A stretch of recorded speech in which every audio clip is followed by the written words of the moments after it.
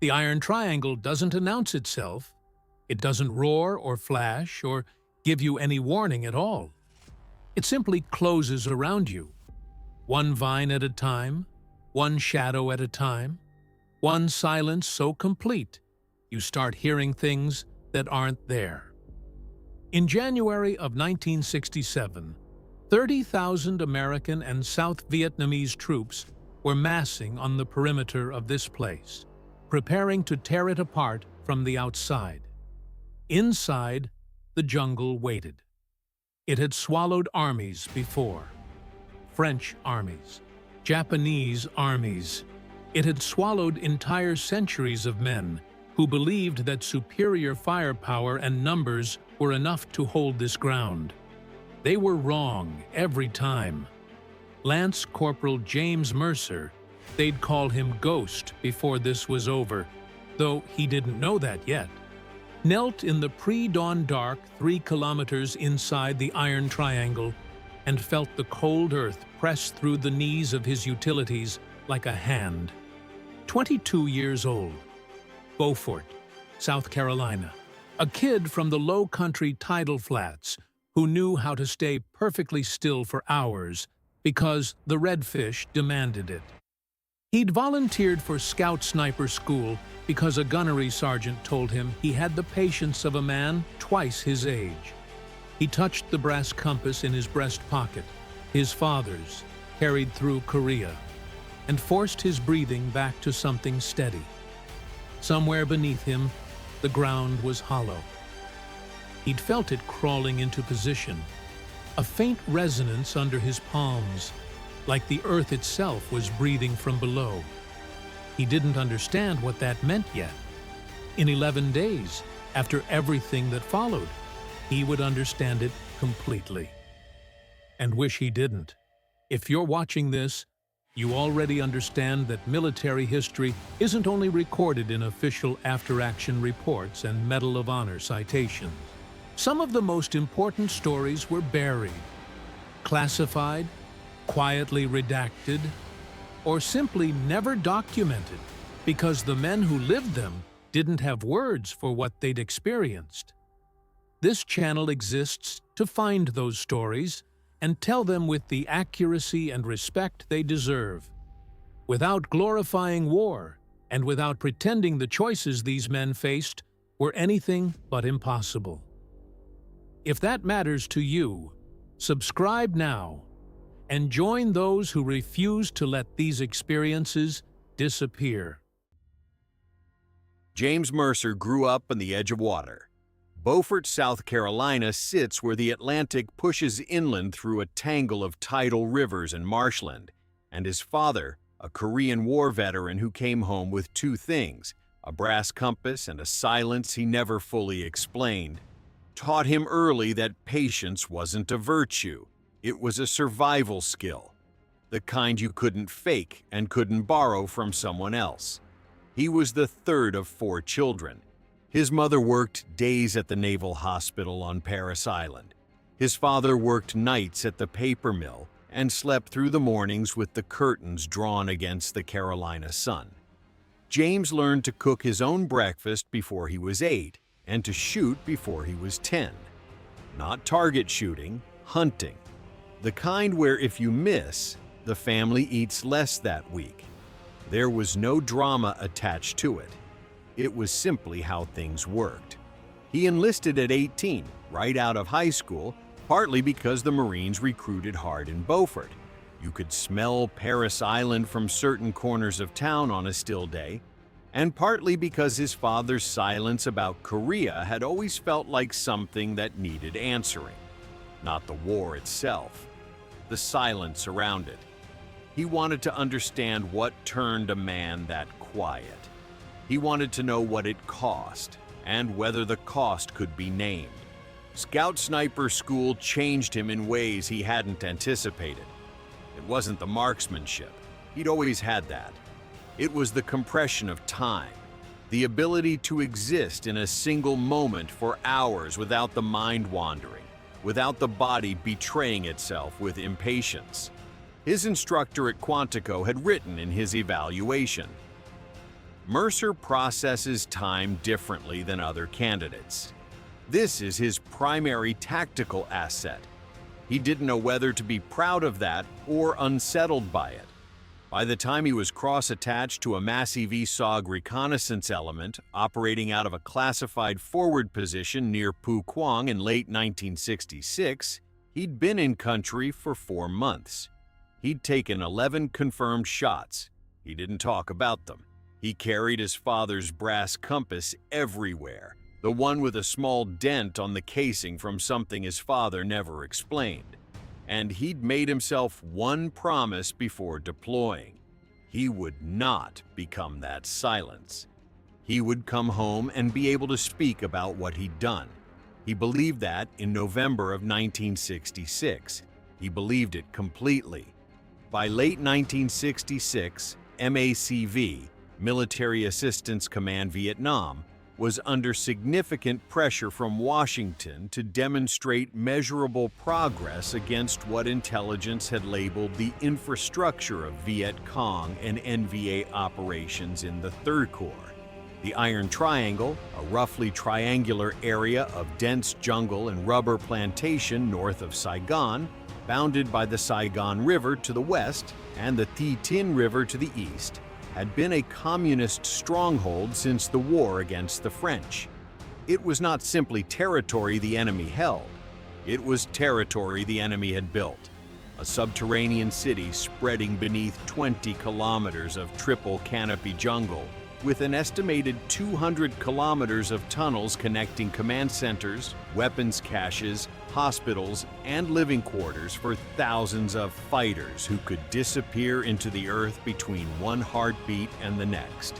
Operation Cedar Falls, planned for January 8th through the 26th of 1967, was the American answer.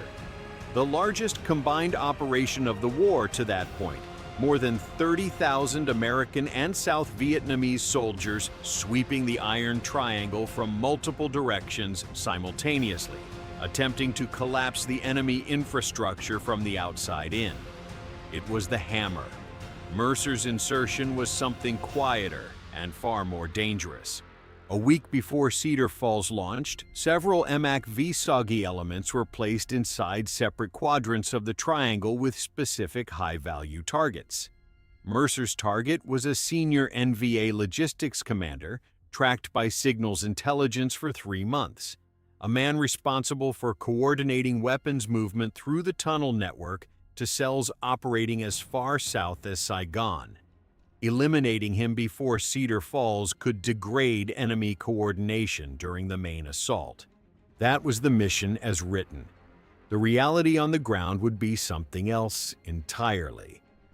Before he left the forward element at Pu Quang, his spotter, Corporal Danny Reese, Akron, Ohio, 20 years old, who'd been his right hand for 4 months in country, grabbed his arm at the tree line. "You don't go in without me." It wasn't a question. Mercer had nodded and meant it.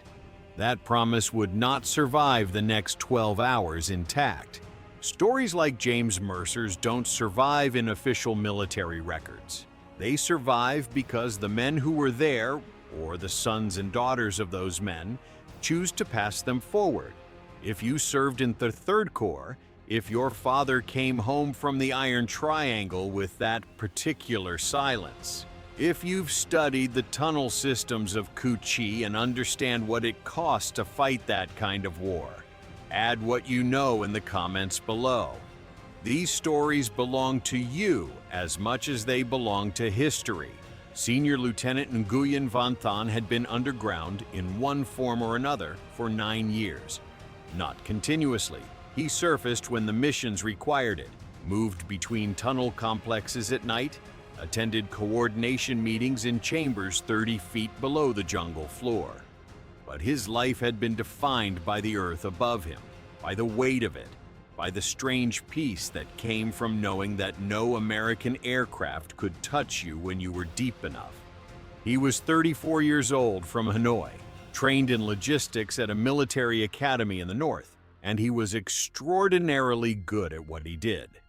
The weapons and supplies that moved through his network fed operations across the Three Corps.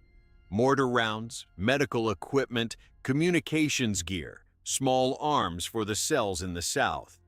He moved these things through the tunnels with a precision that American intelligence had been trying to disrupt for 2 years, without success. He was not a reckless man. He did not believe in unnecessary courage, in gestures that cost lives without tactical return. But he believed deeply, with the kind of conviction that had survived years underground and the deaths of men he'd considered brothers, that what he was doing was right. The Americans had come to his country, had supported a government in Saigon that his people had not chosen, and they would eventually leave. He was certain of this. His job was to ensure that when they left, the infrastructure to govern and defend a unified Vietnam was still intact. He thought about his wife in Hanoi, about their daughter who had been 3 years old the last time he saw her, and he thought about what that daughter would inherit depending on whether men like him held the line in places like this. They weren't wrong to believe the NVA soldiers and political cadre who had built the Iron Triangle Tunnel network that they had created something American firepower could not easily destroy. They had been building it in various forms since the 1940s. The tunnels beneath Cu Chi and the broader triangle were not simply military installations. They were proof of a proposition that a people who had decided to resist would find a way to resist that made the enemy's advantages irrelevant. The Americans had helicopters, artillery, B-52 strikes, napalm. The Vietnamese had 30 feet of earth between them and all of it. Thon received the intelligence alert the same evening Mercer's team crossed the line of departure. Something had moved through the outer perimeter in the western quadrant. Not a large force.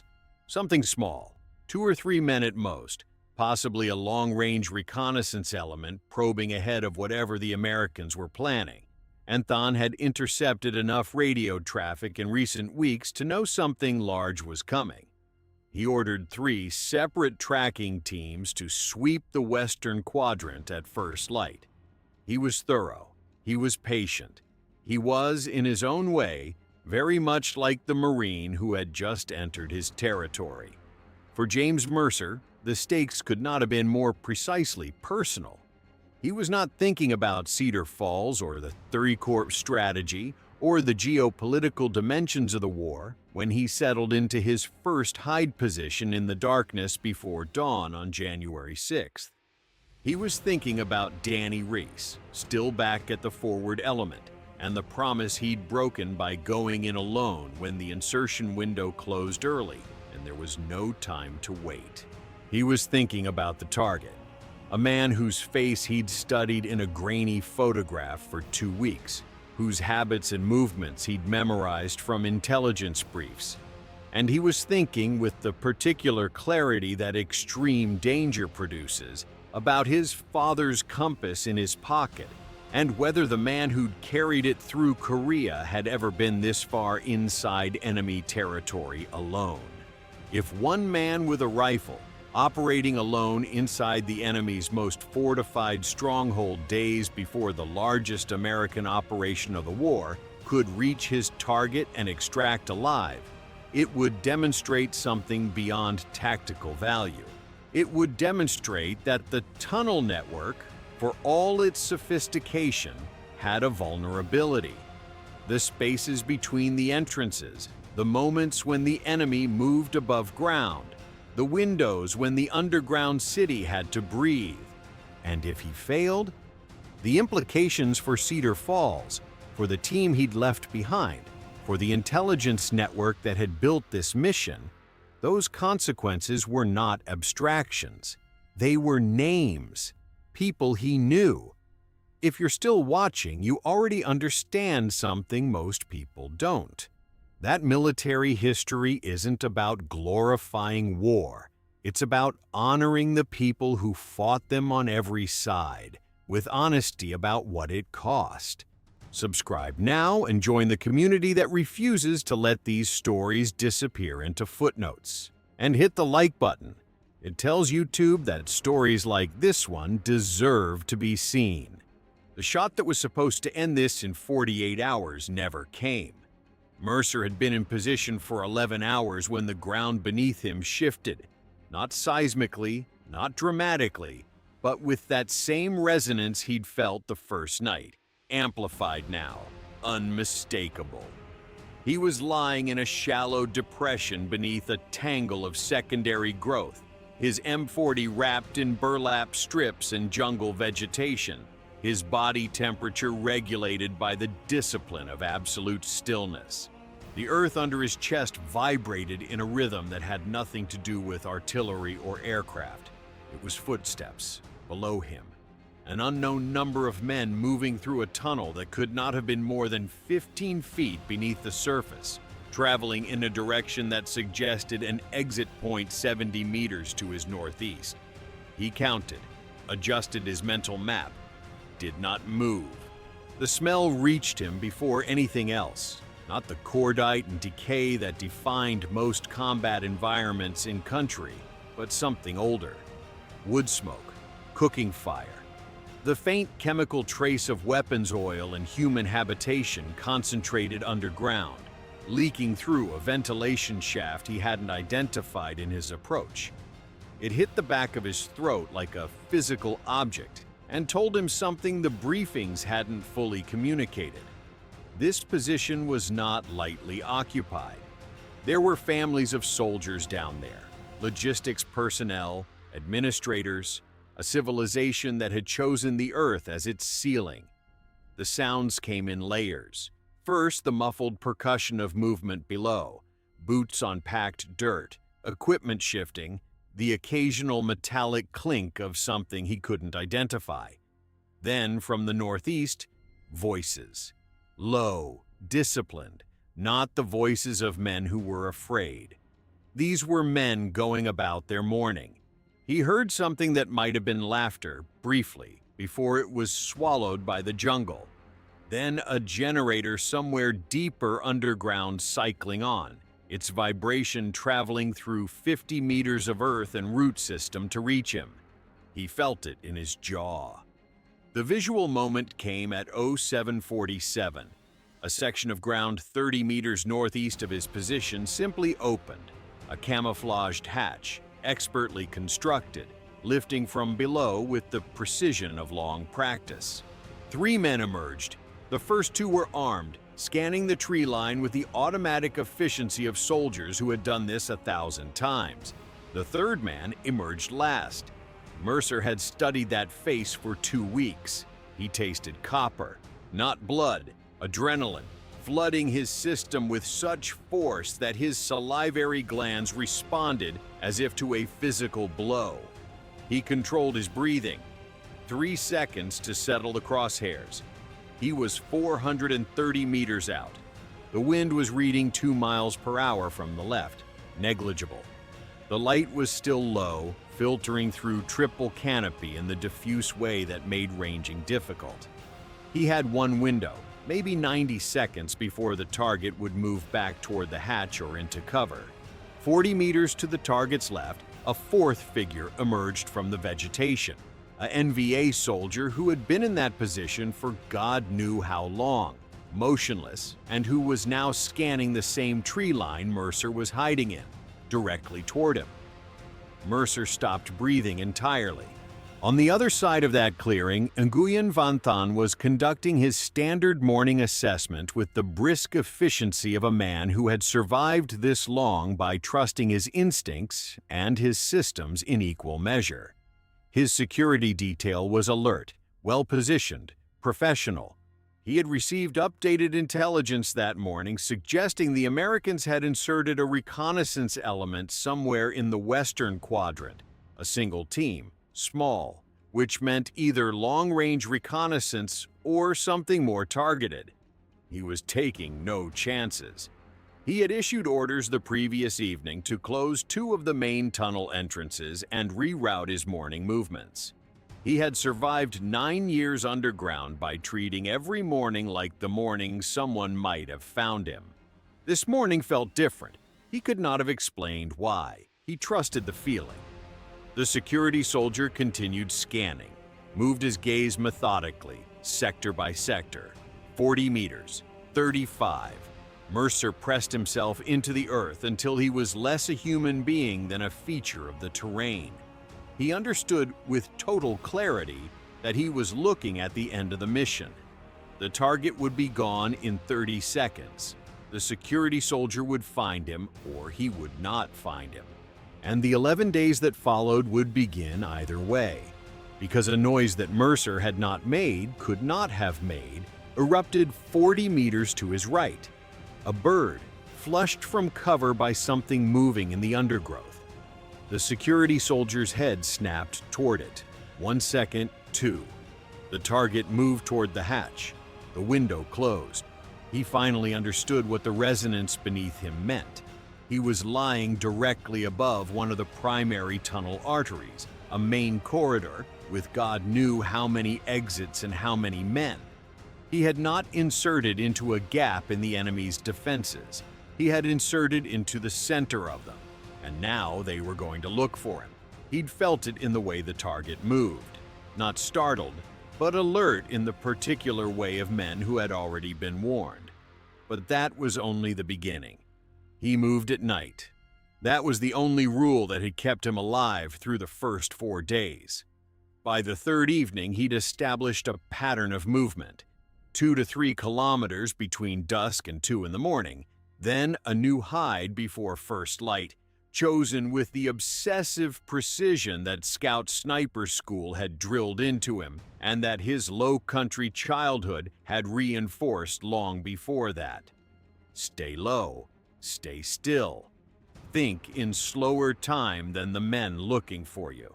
He'd heard the tracking teams twice, disciplined, systematic, working in pairs with interval spacing that told him these were not militia fighters, but trained soldiers. They were good. He moved when they rested and rested when they moved, and kept the brass compass in his palm as he navigated. Not because he needed it to find direction, but because the weight of it was the only familiar thing left in this world. On the 4th night, during a rest period in a dense section of secondary growth near the river, he found Danny Rice's voice in his head with uncomfortable clarity. "You don't go in without me." He'd broken that promise inside 12 hours of making it, when the insertion window compressed and there was no time to abort or reroute.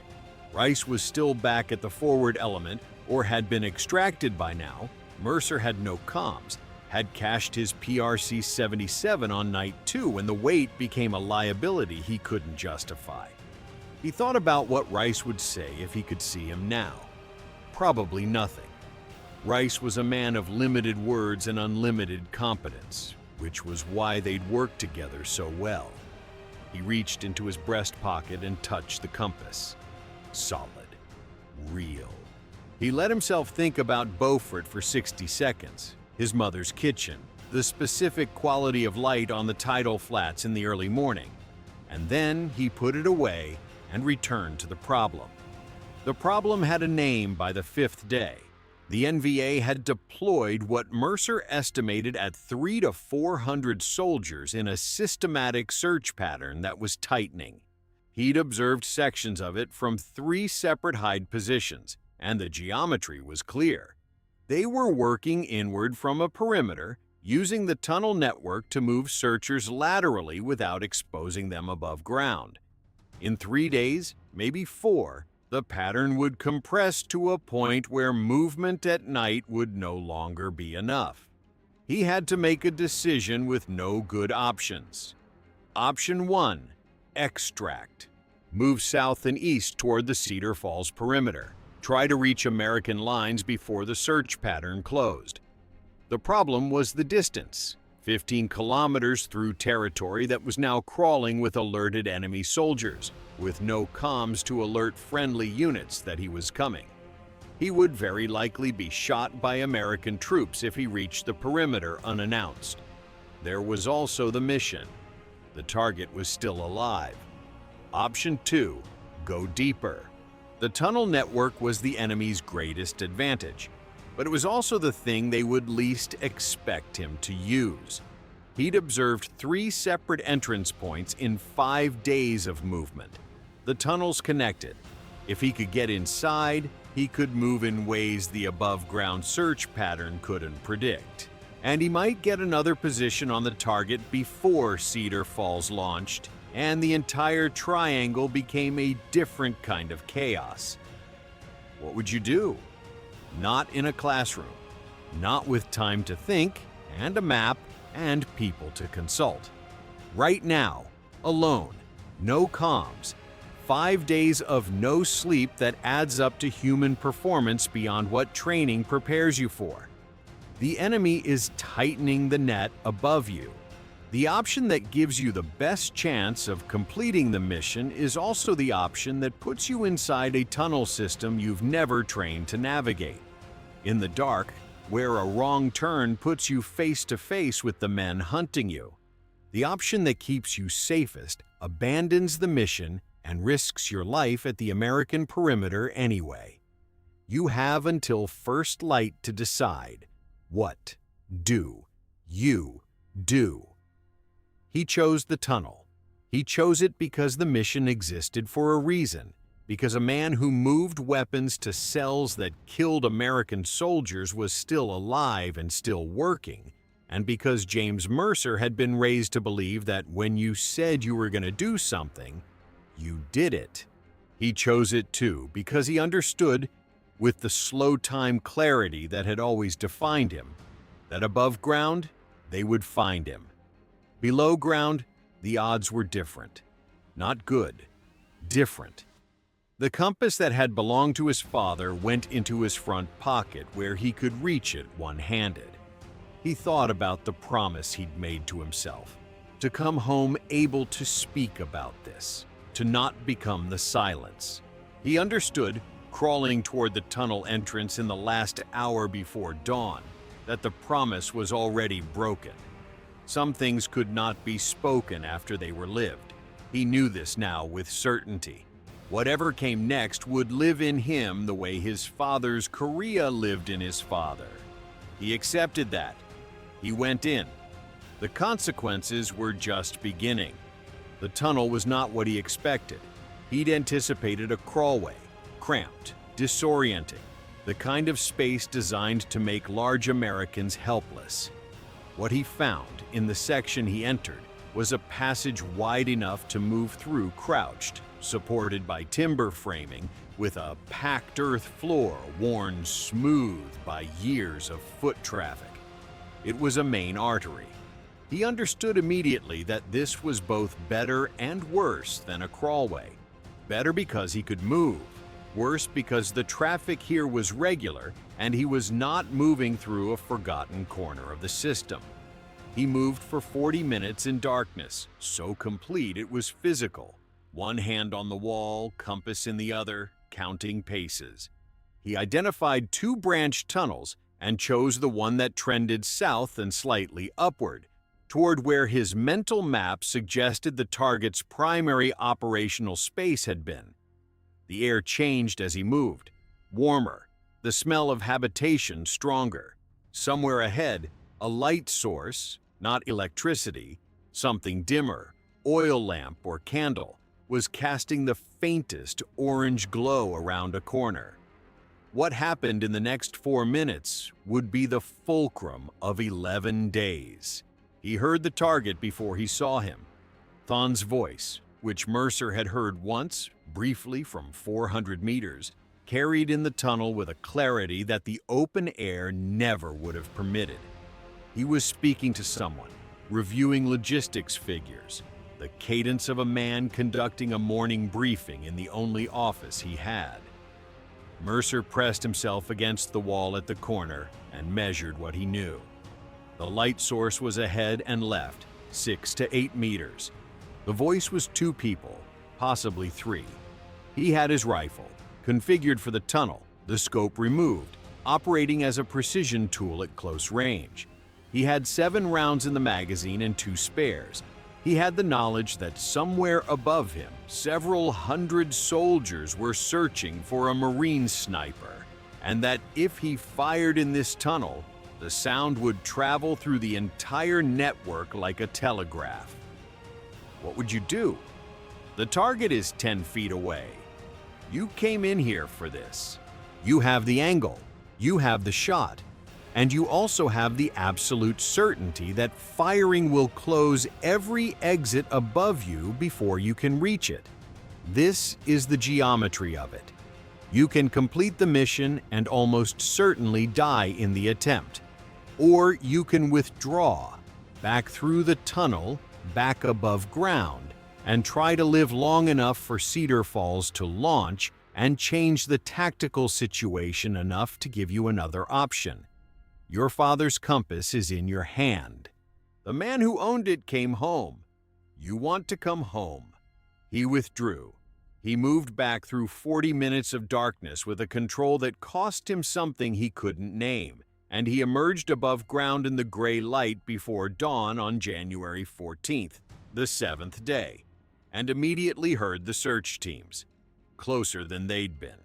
He ran for the first time since the insertion, because running was now the lesser risk, and he covered 800 meters before going to ground in a creek bed with 3 feet of water and stayed submerged to his chin for 4 hours, while 2 separate teams passed within 60 meters.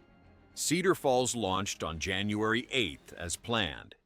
By day 7, the outer perimeter was engaged, and American forces were beginning to compress the triangle from the east. The tactical situation was shifting. The search teams hunting Mercer were being pulled to respond to the larger threat. Command and control inside the tunnel network was fracturing under the pressure of the main assault.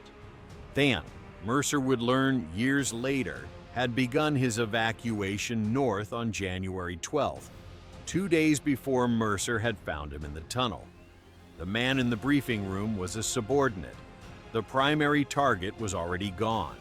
On the morning of January 15th, a company from the 1st Infantry Division moving through the western quadrant made contact with a figure emerging from the jungle who didn't match any threat profile they'd been briefed on.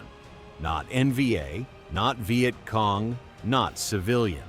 He was American, clearly military by his bearing, barely coherent from exhaustion, carrying a scoped rifle wrapped in rotted burlap and clutching a brass compass in his right hand with the grip of a man who has been holding something for 9 days and forgotten how to let go.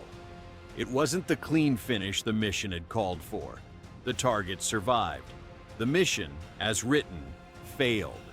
But what those 37 men of Bravo Company, 1st Battalion, 28th Infantry saw that morning, a single Marine who had survived 9 days inside the Iron Triangle alone, had entered the tunnel system and come back out, had evaded a search force of hundreds. That story moved through the 1st Infantry Division like current through wire. They called him Ghost before they knew his name. The name stuck. It wasn't about firepower. It was about refusing to quit when quitting was the only logical choice. Victory came, but the cost was still being counted. The debrief lasted 4 days. Mercer gave them everything: the tunnel geometry he'd memorized, the patrol patterns of the search teams, the branch points, and the light source, and the voice he'd heard, and the decision he'd made in the darkness. Intelligence officers from MACV took notes with the intensity of men who understood that the information in this particular Marine's head was worth more than most classified documents they'd handled in the past year. He answered every question. He didn't sleep between sessions. He ate when someone put food in front of him and stopped eating when they took it away. The after-action report would later list his losses during the 11-day evasion as follows: 14 pounds of body weight, both thumbnails torn out during tunnel entry, a stress fracture in his left foot from sustained movement over uneven terrain, moderate dehydration, early-stage trench foot. The The report did not list what else he lost in those 11 days because there was no category for it. Corporal Danny Rice was waiting outside the debrief room on the third day, Akron, Ohio, 20 years old. He'd been extracted from the forward element on day 2 of the evasion when the operational window closed, and he'd spent 7 days not knowing whether the man he'd been trying to talk out of going in alone was alive or dead. He said nothing when Mercer came out of the room.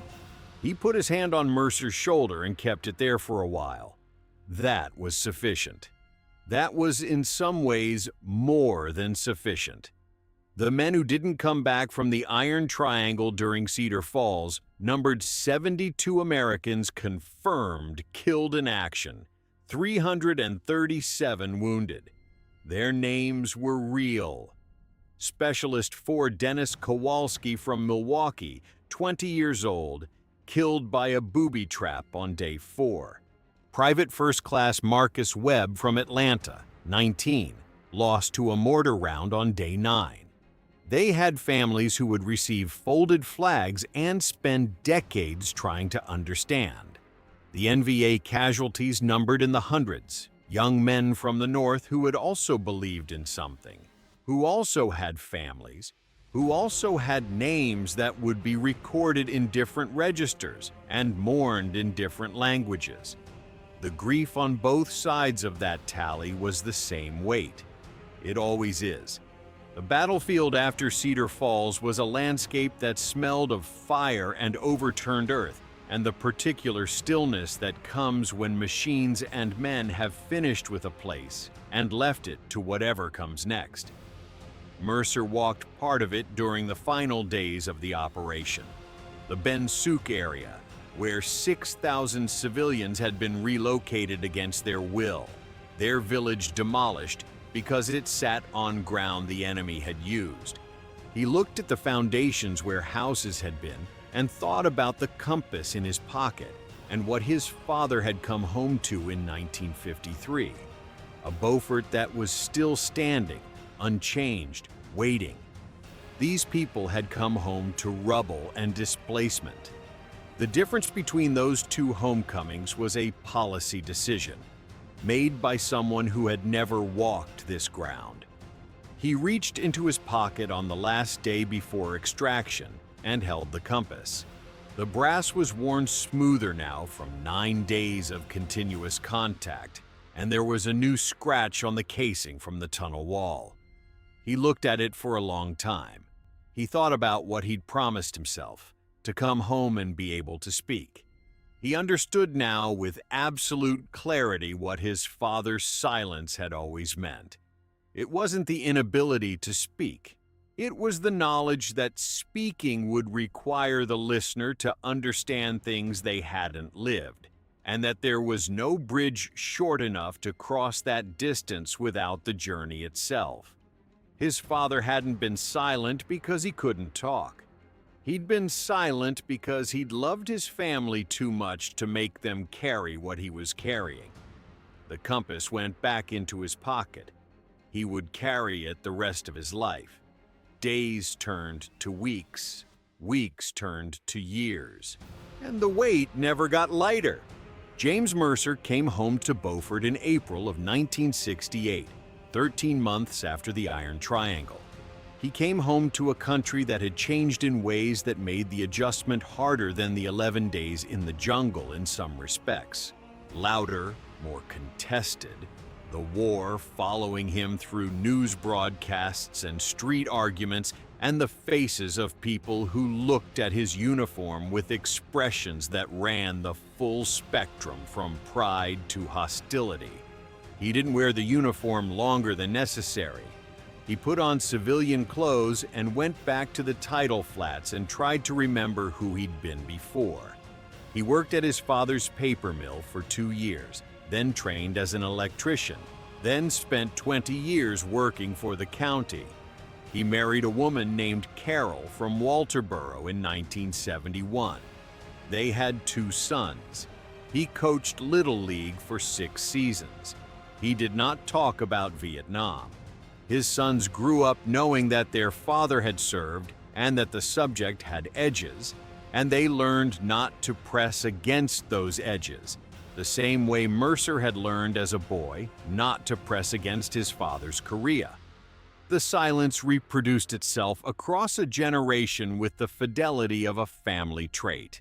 He began attending the 1st Infantry Division reunions in the late 1980s, not because the men he'd served alongside were Big Red One, but because Cedar Falls had connected them, and because he found at those reunions that he could be in a room full of people who understood the weight without him having to explain it.